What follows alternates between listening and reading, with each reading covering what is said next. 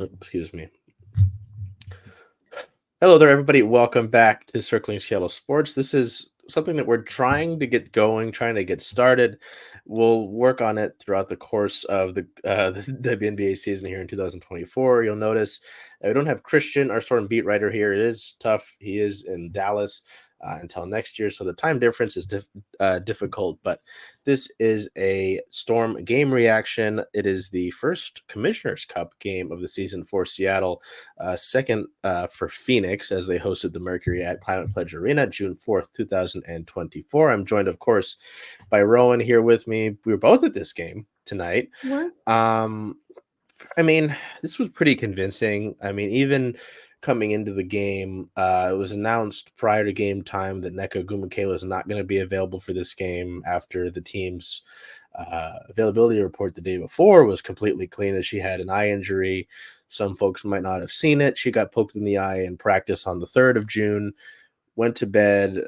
She was going to see about it the day of. She woke up and it got worse. So the Storm were like, we're just not going to try it out. We're going to go full on without her. And it didn't really seem to matter. I mean, I think the highest lead that the Storm had was 22. It was pretty convincing. Seattle's bigs were able to handle that small ball lineup that Phoenix is dealing with. And really, Rowan knows this. Noel Quinn coach teams, the defense is going to be first. And that's what it was tonight. So, I mean, I don't know about you, and I'm sure you probably have some of the same takeaways with this. I mean, just looking at some of these numbers, like I just look down and immediately see Diana Taurasi, 3 for 12 shooting. Like we knew coming into this game, Phoenix likes to shoot. Like they're leading the league in 3-pointers attempted per game. That worked. The attempted part. That was something Rowan said specifically to me during the game was that the attempted part, yes, that's big, but they shot 17% from 3 in this one, only made 4 3-pointers. 33% in general. And then the other end, it was a big day for Ezi Magbegor. Signed her 1-year extension through 25 and came out red hot in the first quarter, 6 for 6, and had I think she led all scorers with 21. So to me, it was just like you saw Seattle was a better team. I think that's all it is. Phoenix has got pieces, but Seattle was a better team. They looked like a more complete team, and their defense bailed them out, especially in that second half when they were kind of dragging behind on the offensive end of the court. What did you see tonight, and your just kind of thoughts from this? As Seattle, I believe it's a 5-game win streak now, and a nice win to open up Commissioner's Cup. Yeah, definitely. I mean, I think with Nneka Ogwumike out, obviously, maybe there were some questions about how the game was going to go, but thinking about how, Phoenix doesn't have Brittany Griner, so not having Nneka Ogwumike, I guess evens the playing field just a bit, but still, I mean, the Storm, clearly were more dominant in the post. I mean, Natasha Mack, who was their starting forward center, if you could, only had 2 points, only had 2 rebounds, which I think is pretty key there. So I think that even without Nneka Ogwumike, and maybe evenly matched because Phoenix didn't have, Brittany Griner, the Storm's big still did what they needed to do. And, with a 2 center lineup for a starting 5 with Mercedes Russell and Ezi Magbegor, they came out swinging a little bit. So Noel Quinn said post game that with the Commissioner's Cup, it's really important, especially now with the new model that instead of 10 games there are 5, which honestly I did not realize before today's game. I didn't know that was my bad. But that it was really important to make sure that every point counted, and whether it be free throws, whether it be just offensively. And I think you could see that in the way that the rotation was. All the starters got 25 minutes or more and contributed that way.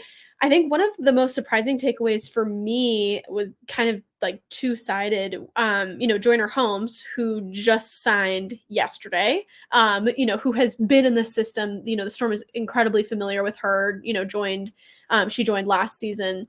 But that she got 20 minutes of playing time immediately, first game back, got 20 minutes of playing time.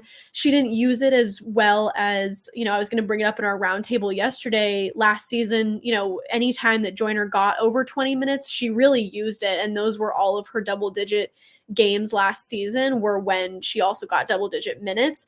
So she didn't use it as well, 20 minutes, but only 2 points. But 4 rebounds, 2 assists, she so I guess I was surprised to see her get so many minutes off the bat, but also really impressed, kind of surprised that she didn't use it more effectively, but I get it, I guess.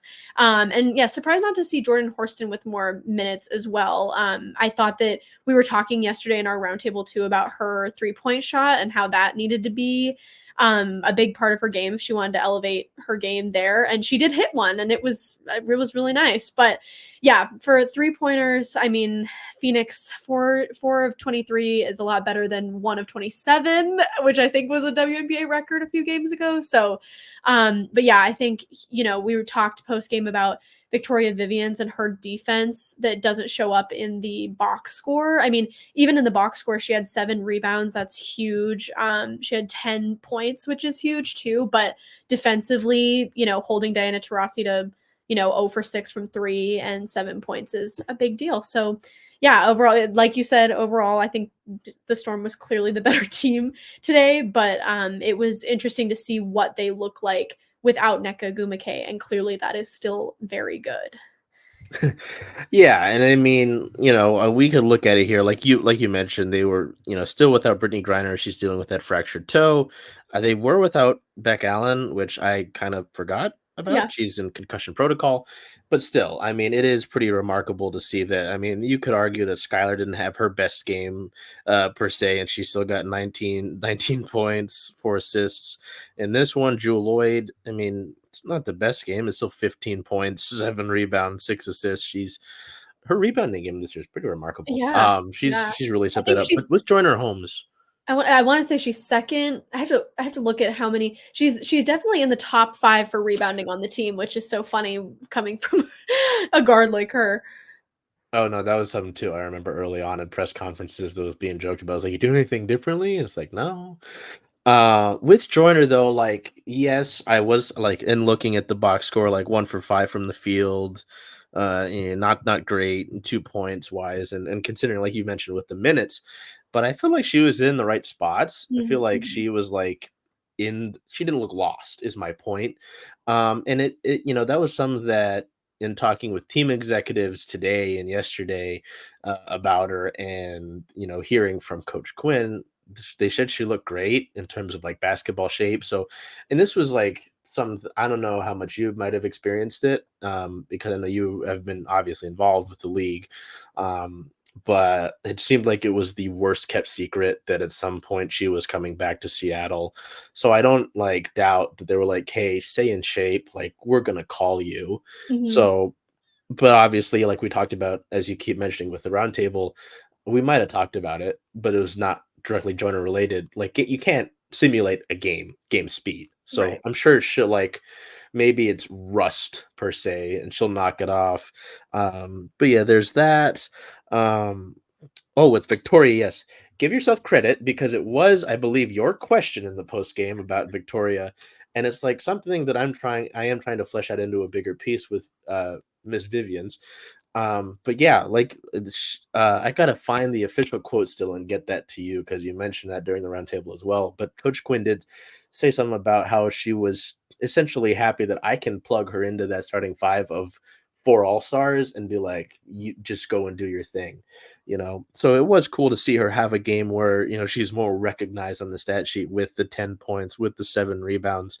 It is pretty remarkable too to see her sometimes pushing the pace, hit a big 3, and then it like was kind of hyped up about it as she was getting back. So no, it is like, and this was something too that even though Jordan, quieter game for Mhm. her, I guess you Mhm. could say.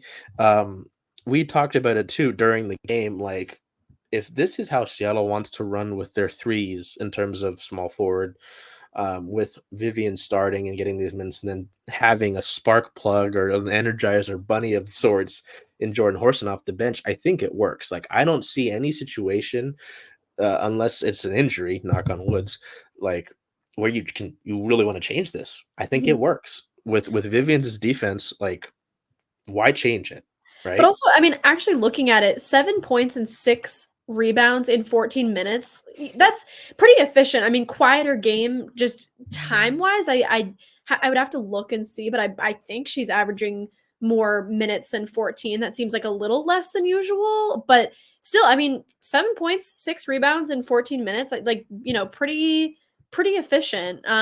But yeah, I agree. I think that yeah, Victoria really proved herself today, to me in like, just defensively and in that starting position. 10 points in 26 minutes is pretty good. Yeah, so with Jordan and looking at her game log, she's only had 15 or less minutes in 3 games this year. 10 Mhm. against Chicago on the road, 15 in that blowout win against Washington, and then 15 in that other win against Washington on the road. But otherwise, yes, she does command more minutes off the bench there.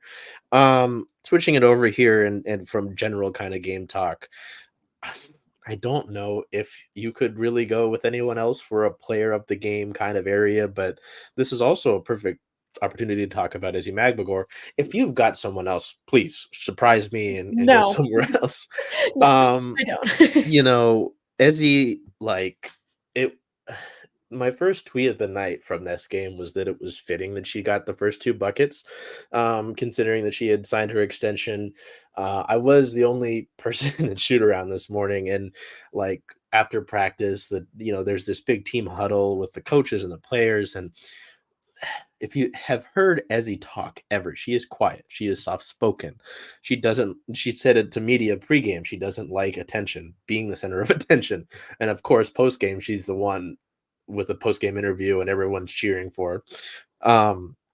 But she said something and everyone was cheering and Jordan Horson's like jumping on her. They posted the video to Storm socials now. But that extension was a big deal just because we talked about it in our round table with her involvement in the core four and how I believe she deserves even more respect. And then just to come out and have the game that she did, 6 for 6 from the field. I believe that was in the first quarter. Led all scorers tonight with those 21, unless I'm missing somebody. Nope. Kalia Copper got 19, so she was close. But the 21 points, 9 rebounds, so a rebound away from a double double. But this was something I was looking at and creating my our graphic for the night for the final score. Yes, the 3 blocks, like we know Ezzy can block. She's a good rim protector, but 2 steals, like that's something that I've looked at as well. She's had a multi-game steal and now 4 games this season, multi-steal game in 4 games this season. Like she's again, if we need to start the Ezzy for Defensive Player of the Year campaign, like I'm happy to do it here. It is just remarkable to see her defensive game, shooting threes. Like it does. She doesn't look like a post player that's lost with the ball or on offense. She looks steady, and I just think throughout the year, another year of growth with a player like Nneka Ogwumike next to her, like uh, there's nothing to me that will get me off the Ezzy hype train. I'll let you. I'm yammering, but floor is yours. I totally agree. I mean, I did see that she scored more than Phoenix's team as a whole in the first quarter, I believe. That saw that on ESPN, I think. But that was huge. And also just noticing that I think it was at the end of the half, or was it in the end of the first quarter? I can't remember, but I know that I think that the Storm had a 13-point lead over Phoenix, and she had 13 points. So just being like she is the edge that the Storm needed to just, really push them over to, have really a blowout game against Phoenix. And, with 21 points, that's okay. Wait, I have to do the math. They beat the Mercury by less than 21, but pretty close, Anyway, she really was like what they needed to kind of have that extra edge, especially probably knowing the kind of lack of post presence that Phoenix is having right now. I think she really took advantage of that opportunity and also took advantage of the opportunity for, her to kind of have she knew that she had to pick up the slack that Nneka left, but she's been doing that for, at least last year when she was the post player. So she, I think again is just continuing her momentum. She was an all-star last year. I also would love to see her make an even better, defense. I mean, thinking back to 2022, was that was the year that it was, when Tina Charles came, to Seattle, and we were talking about that yesterday as well. She actually was, in a lot of conversations for Defensive Player of the Year before, Tina came and some of those minutes were taken away. So I definitely think that she should definitely be in the early conversations for that.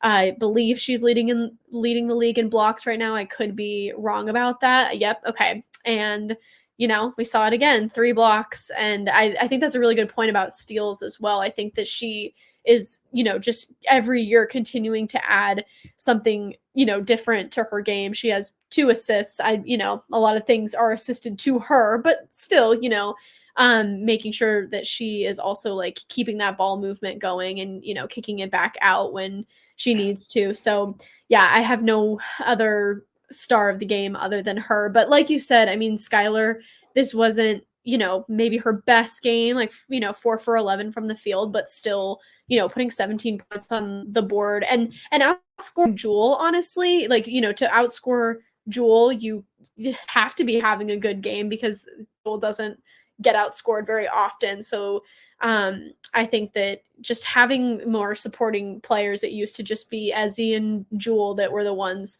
in double figures basically every game last season. So just having more people to add some points is awesome. Victoria having, double figures too. So that was awesome.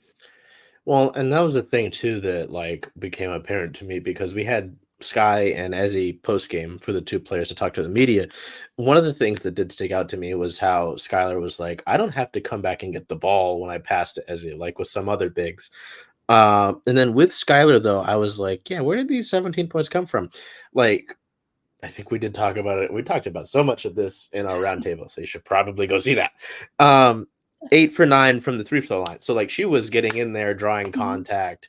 There was like I kind of forgot that happened with that game because there was the Noe was talked about it, asked about it post game. The challenge, Skylar got hit in the lip. It was bleeding. And then I think that was what the challenge was for. I guess I didn't realize that was happening. But yeah, that just goes to the intensity and like the fire. Like again, if you're gonna go to the paint and and that does require some aggression, right? Like that attack, and that was a word that they used constantly, both pregame and postgame, was attack against this Phoenix team. And to go into it again with the post presence, if you don't have a post presence, I mean, you can attack the paint. Like that's just gonna be how it is. So did you have anything to look at in terms of players that you wanted to point out? I mean, we talked about Victoria Joyner and a few other players here before I really get to like my only improvement I'd want to see from this game. Did you have anything there before I move on? The only thing I can think of that I think is interesting just to pay attention to, because I don't really pay attention to it too much. So it was interesting, post game when Noelle was talking about having, needing to be as efficient as possible because it's a Commissioner's Cup game. I think it's something that I never, really thought about, how the game plan is a little bit different, honestly. And thinking, when we were in the arena, and the we want Nika chants are starting and things like that. It is really interesting to look at, they were ahead 20 points and you'd think, oh, okay, there's, a few more minutes in the game. Like, let's get the bench in. I do think it's just important to point out that it is kind of a different ball game when it comes to the Commissioner's Cup, especially now that the schedule is different. I think a lot of people could kind of look at it as, why didn't someone like Jordan, get some more minutes, or why didn't Nika or Kiana or things like that. Even Sammy, honestly, she wasn't super efficient today, 0 for 3, from the field and from 3. So I don't know. I just think it's interesting to point out that there are different things that kind of go into that playing time. And one of them is now this new Commissioner's Cup schedule. So that was my only thing that I learned personally. Like, it does matter, you know? Oh yeah, and like you brought up earlier, especially with it being a 5-game Commissioner's Cup, like group stage, I guess you could say. I'm so used to soccer with group stage, right? Um, yeah, and I don't want to rant into it because it is late in the night following this game. Um, Someone's commenting telling me it's not a serious injury for NECA. Yeah, I cover the team. I would know that. Um, just I don't want to rant about it because we also talked about it in the round table, but that is something that like so much of the calls for Nika, like you and I have talked about since we've both talked to her, like she realizes it's a team game. I don't think she's freaking out for playing time. Like, and especially considering that if the Storm like succeed for Commissioner's Cup, all of these players get bonuses from what I understand, right? Mhm. I think like they'll be fine either way.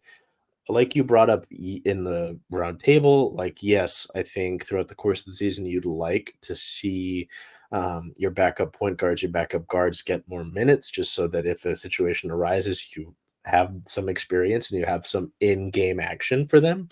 Um, but yeah, that just goes back to it. You hit on it. Like it is something to note. Noe did admit, yes, we kept the starters in. I'm not worried about it, but I know so many fans, and as we heard in the arena, like there's going to be those chants. But you know, to bring up what Coach Quinn said, every possession matters. Like you don't want to worry about that tiebreaker in points. So I mean, and it's funny to talk about points and tiebreakers. The only thing, like you know, it's a blowout win. You're happy with it. It's your fifth straight. You win at home. Yes, there's all that. Yeah, yeah, yeah. But I know Coach Quinn talked about it too. The offense, going, I think it was 5 minutes in the fourth quarter, not getting a bucket. All the fans at home standing, waiting to sit down for a bucket. It was a little frustrating. I think you and I, like, during one of the shots that didn't go down during that drought, were like, that's a bad shot. Like, why are we taking that? And I think Coach Quinn remarked on some of the decisions and looks that they might have gotten. But yeah, second half, just not ideal. Like you'd like to see better there, and against a better team, I'm sure they're gonna make you pay for that. Like, yes, it's nice to see the defense still holding the talented guards and forwards that Phoenix has to next to nothing during that third and fourth quarter in comparison. But like we were talking about as we were leaving the arena, like you play Vegas and Minnesota next.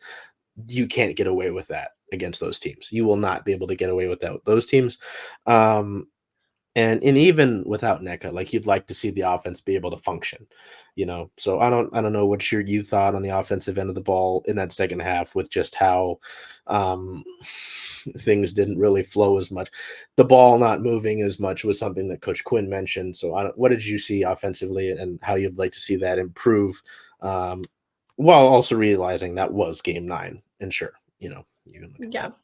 Yeah, definitely. I mean, same thing. I think that it didn't feel like a huge blow, not scoring for 5 whole minutes just because Phoenix wasn't making anything happen offensively as well. So it didn't really, feel like a huge deal. But you're right. As you play teams like Vegas, teams like, Minnesota, who again we talked about yesterday, is a team that a lot of people are not seeing as a threat, that they should see it as a threat because they beat the Storm twice, and I think that they're a great team and that they will capitalize off of that. But yeah, I think that that's definitely going to be an issue. It just felt like not sure if it was Phoenix stepping up on their end defensively. Like, I think the point that or the shot that actually broke that drought was Jewel, doing basically a buzzer beater. There was 1 second left on the shot clock. So, it's just like, okay, they broke it, but at the same time, it still was like every possession was getting down to the wire and they're, picking a poor shot. So not sure what that was. Was it offensively? Was it defensively? It did seem like Coach Quinn thought that it was more offensively. So that's definitely, you can't be doing that. The only other thing I'm seeing on the stat sheet that I think was a really, just something that I just think always needs to be cleaned up is free throws. I think when Noelle's talking about every single point counts, I see that Mercedes Russell went 1 for 5 from free throw, free throwing, and she had a couple and one looks, but couldn't quite pull off making it a 3-point play. So that wasn't great. Everyone else shot from free throws actually pretty well, but I just think little points like that are really important, and to have Mercedes, when she will be coming off the bench in that role, I think that will be really important for her to be able to get, because there will be a lot of teams that won't be able to guard Seattle in the post as well this year. And so if you're going to get those and one looks, you have to be able to pull off the 3-point play. So that's the only other thing. I think overall it was a very positive game for them, but that lull in the fourth quarter was not what they want right now when they're going into a hard road trip. Yeah, and even to like my idea with this and looking at like these issues you want to clean up, it's game 9. You are going to be able to look at this. You will get stretches where you can practice. You can address things like this. You are without one of the best players in the world. I think it's like my viewpoint on this, and it would obviously be different. And we're in game 30, right? And you're making a push to get a playoff spot or a playoff seeding, whatever it may be. Like, acknowledge the areas you need to be better in, but it's not the end of the world right now. You can fix them. You can work on them. They talked about it. Like what was the last game they played on Thursday? So they did have a day or so of practice. Like those days will come throughout. I know it's 40 games in 101 days because of the Olympics, but like I'm not super stressed about it. So again, acknowledge it. Like make sure you are aware of it and fix it when you've got time. It's not the end of the world. So that'll do it. Yeah, I'm gonna try to not keep Rowan awake too much longer. It is later after that game, so we are trying to get this into something more of a regular thing with these post-game reactions. We want to continue to do like we did with the roundtable, do stuff that's not being done currently with Storm coverage. So of course, thoughts, comments, hopefully not mean ones, are always welcome. Rowan, thanks again for coming on here. Hope you're able to get some rest, and we'll see how we're feeling after the Vegas game. That is on the 7th, which I think that's on Friday the 7th in Las Vegas against the Aces, game 2 of the Commissioner's Cup for the Storm. And like we were saying, 5 of these Commissioner Cup games, the teams, I think on both conferences, go on to the final for that. Yeah. And then, bonuses are involved and all that sort of thing. So you'll want to do your best to really perform well. It's not going to be easy, though, in the West with Vegas up and then Minnesota. So thank you. See you later. Hey, Charles. Hey, Jen. Hey, were you going to watch the Seattle Storm away games this year? Away games. Well, Rough and Tumble is the home of Circling Seattle Sports. So I was thinking of coming here if that's okay with you. I think that makes a lot of sense. See you all here.